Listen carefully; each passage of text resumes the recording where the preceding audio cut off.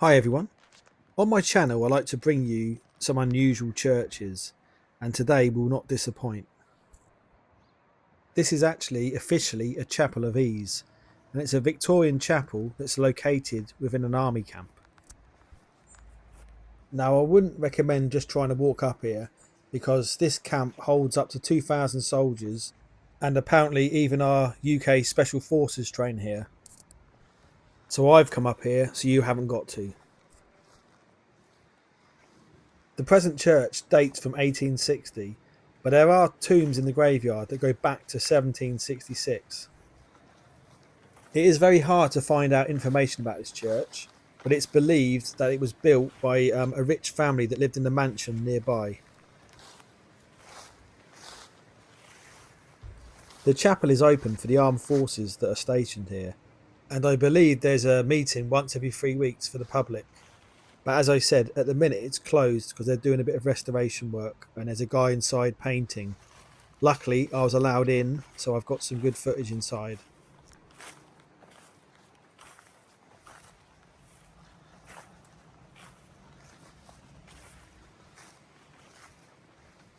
There's a couple of yew trees in the graveyard, and this is the biggest one, which is a female tree, and I'm estimating it around 400 years old.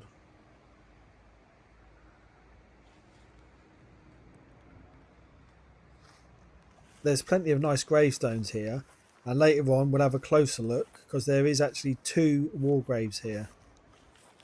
And you might think, being an army camp there'd be more, but it is only a training camp, so that might explain why there's not so many. This base was opened in 1940, and back in World War II it was actually used as an Italian prisoner of war camp. And we'll have a little look inside now.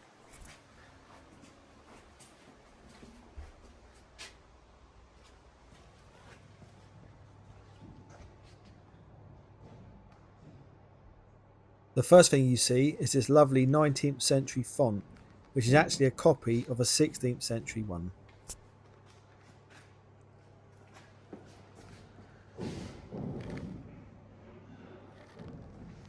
Now, if you can hear a lot of banging in the background, this isn't a ghost for a change. This is the guy painting this whole church. He's doing it on his own, so fair play to him. There's a lot of scaffolding here, so it definitely makes his job a bit easier.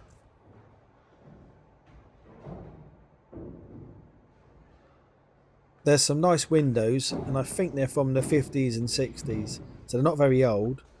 The first window is of St. Paul holding a long sword. Now, it's quite common for St. Paul to have this sword representing the word of God, which is sharper than any two-edged sword. Also, this is a military camp, so it might have a double meaning there.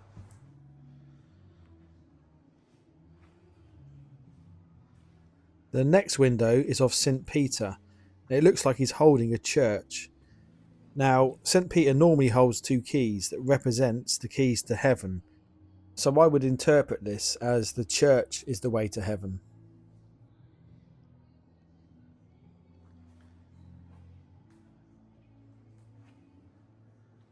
Heading to the altar, the window here is really nice, and it's dedicated to a couple of people, and the latest date on there is 1949, so obviously it's older than that, probably made in the 50s.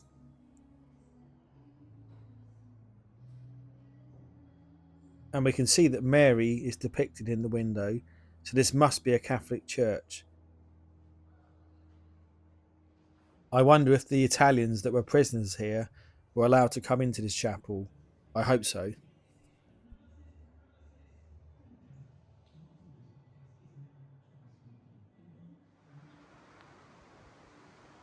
Heading back outside, we can see there's lots more graves here, and the second yew, which is a lot smaller, probably only maybe 200 years old.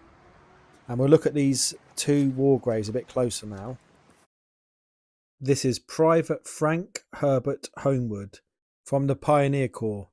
He died on the 18th of April 1944.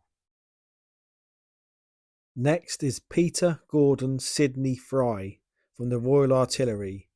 He was actually born in England in 1921 and died the 7th of February 1946. He was just 25 years old. I hope you enjoyed the video. I'm sorry it's a bit short. The guard did actually come and check on me, so I didn't want to outstay my welcome.